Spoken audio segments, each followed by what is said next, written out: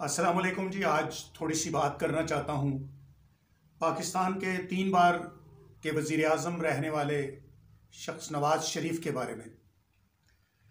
तो सबसे पहली बात तो ये है उनके केसेस से, जो आजकल के हालात हैं यहाँ से शुरू करूँगा और फिर उनके तमाम हालात ज़िंदगी आपको बताने की कोशिश करूँगा। और ये हालात व वाक़यात आपको तारीख़ की रोशनी में बताने की कोशिश करूँगा, सियासत की रोशनी में नहीं। जनाब नवाज शरीफ साहब एवन फील्ड केस में बरी हो चुके हैं और बाकी उनके केस जो है ना वो अभी लगे हुए हैं अदालतों में। बेशुमार केसेस थे उनके ऊपर, बिल्कुल इसी तरह जैसे कि आज के साबिक वज़ीर आज़म इमरान खान पर बेशुमार केसेस हैं। ये इस मुल्क की बदकिस्मती रही है कि हमारे वज़ीर आज़म के साथ यही सलूक होता आया है। खैर, मैं आपको ये बताना चाहता हूँ कि नवाज शरीफ के केसेस के लिए कोशिश की गई थी कि डे टू डे बेसिस पर इनकी हेयरिंग हो, लेकिन मुझे ये लगता है कि शायद ये कोशिश कामयाब नहीं हो सकी और कामयाब होती दिखाई नहीं दे रही, अभी तक ऐसा लग रहा है। और अगर इसी तरह हफ्ता हफ्ता बाद की तारीखें मिलती रही तो मियाँ मोहम्मद नवाज शरीफ शायद अपने कागजात नामजदगी जब जमा कराएं तो उनको मुश्किलात पेश आएँ। और इसी के दरमियान में एक खबर यह भी है कि लंदन में जो शहजाद अकबर थे, जो एहतसाब के सिलसिले में इमरान खान के दौरे हुकूमत में बहुत सरगर्म रहे, जिन्हें कहा जाता है कि जैसे नवाज शरीफ के दौर में सैफुर रहमान हुआ करते थे, इस तरह इमरान खान के दौर में वो शहजाद अकबर है। और उनके मुंह पर किसी ने तेज़ाब फेंकने की कोशिश की है या फेंक दिया है या जो कुछ भी है, वो पिज़्ज़ा देने के बहाने वो बंदा आया था और ये कुछ हुआ है। तो शहजाद अकबर के बकौल के उनकी हालत अभी ख़तरे से बाहर है। शायद क्या है, ये भी कंफर्म खबर नहीं है कोई। और अब जो इलेक्शन हो रहे हैं ना, वो उसमें आवाम के दरमियान में गूं गूं की कैफियत है।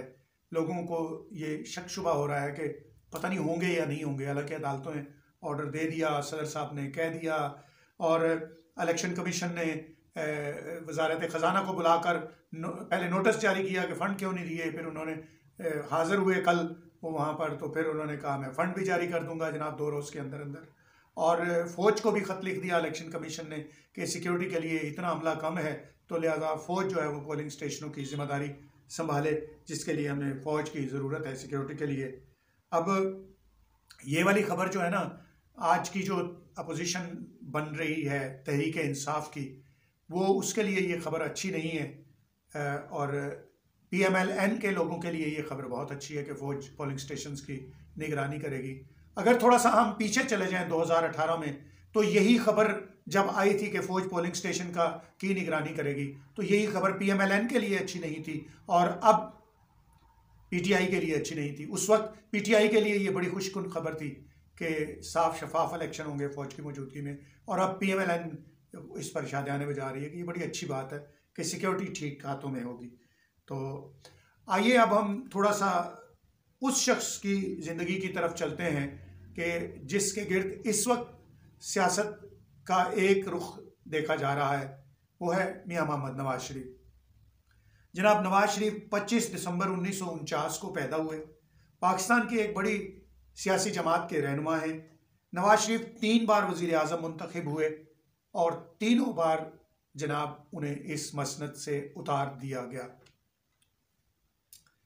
पहली बार मियाँ नवाज शरीफ जो है 1985 से लेकर 1990 तक वज़ीर आला पंजाब रहे, बल्कि उससे भी पहले मियाँ नवाज शरीफ वज़ीर ख़जाना पंजाब रहे ज़िया-उल हक़ के दौर में। 1990 से लेकर 1993 तक मियाँ नवाज शरीफ ने अपनी पहली हुकूमत की और 93 में उनकी हुकूमत को बर्खास्त कर दिया गया।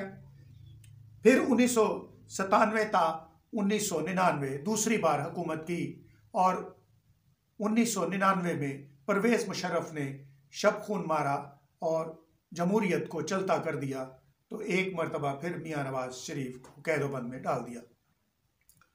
नवाज शरीफ की इब्तदाई तालीम जो है वो गवर्नमेंट कॉलेज लाहौर और पंजाब यूनिवर्सिटी लॉ कॉलेज से BA फाजिल की तालीम हासिल की है उन्होंने। अब तो नहीं, मैं माजी की बात कर रहा हूं कि वो यानी मियाँ नवाज शरीफ एक दरमियानी अमीर घराने के फर्द थे। 1981 में ज़िया-उल हक की फौजी हुकूमत के दौरान पहली बार पंजाब के वज़ीर ख़जाना बने और ज़ियाई के दौर में वज़ीर आला पंजाब मुंतखब हो गए। फिर मार्शल लॉ के बाद 1988 में दोबारा मुंतखब हुए।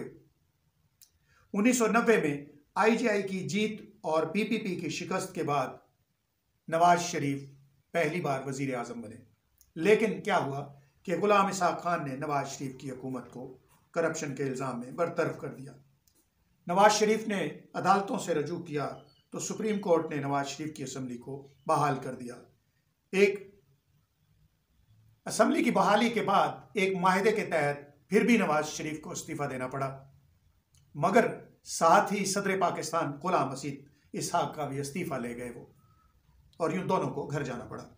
नवाज शरीफ 1997 में 2/3 अक्सरियत से वज़ीर आज़म बने, मगर 12 अक्टूबर 1999 में फौजी बगावत हुई। मुशर्रफ ने मार्शल लॉ लगा दिया। नवाज शरीफ को तैयारा साजिश केस में जेल डाल दिया गया और फिर मुकदमात के दौरान ही अचानक मुल्क बदर करके सऊदी अरब भेज दिया गया। मुशर्रफ एमरजेंसी के निफाज के बाद दोबारा जवाल पजीर होना शुरू हुआ तो मियाँ नवाज शरीफ मुशर्रफ के ऊपर दबाव के बायस एक मरतबा फिर 25 नवंबर को जिलावतनी ख़त्म करके 2007 में वतन वापस तशरीफ़ ले आए। 2013 के इंतखाबात में हिस्सा लिया, कामयाबी हासिल की और तीसरी बार वज़ीर आज़म बने। फिर क्या हुआ, जनाब राहील शरीफ साहब चीफ ऑफ आर्मी स्टाफ, उनके दौर में मियाँ नवाज शरीफ पर एक मरतबा फिर पानामा लीक्स का तूफ़ान आ गया और पानामा लीक्स की जद में मियाँ नवाज शरीफ आ गए। लंदन एवनफील्ड अपार्टमेंट की जायदादों और दूसरे केसेस में उन्हें सज़ा हुई, जिसे आज तक मुतनाज़ा कहा जा रहा है नवाज शरीफ के हामियों की जानिब से। और एक मरतबा फिर सज़ा के बाद नवाज शरीफ को जेल में डाल दिया गया। फिर यह हुआ जनाब कि नवाज शरीफ को जेल से निकाल कर इलाज के लिए बरतानिया जाने की इजाज़त अदालत ने दे दी और हुकूमत वक्त जो इमरान खान की थी उसने इस पर एतराज़ नहीं किया। तवील अरसा लंदन में क़याम के बाद नवाज शरीफ दोबारा अब वतन वापस आ चुके हैं। इनके तमाम केसेस में इनको ज़मानतें आसानी से मिल रही हैं।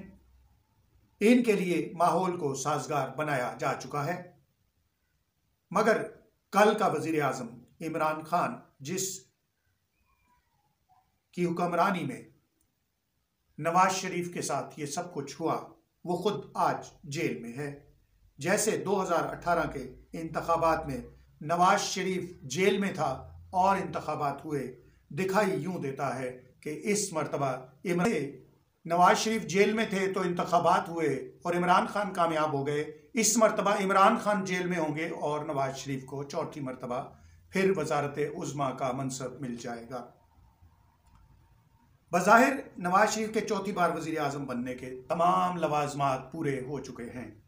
बस अदालतों से जान खलासी हो जाए तो फिर कोई रुकावट रास्ते में बाकी नहीं रहती। ये थी जनाब आला नवाज शरीफ की ज़िंदगी और इसके सियासी सफ़र की एक मुख्तसर सी कहानी। आप इस पर तारीफ़ करें या तनकीद करें, इसका आपको हक पहुंचता है। बस मैंने एक कोशिश की है और उस कोशिश को आपके सामने रखता हूं। आप देखिए, तारीफ़ कीजिए, तनकीद कीजिए, यह आपका हक बनता है। बहुत शुक्रिया।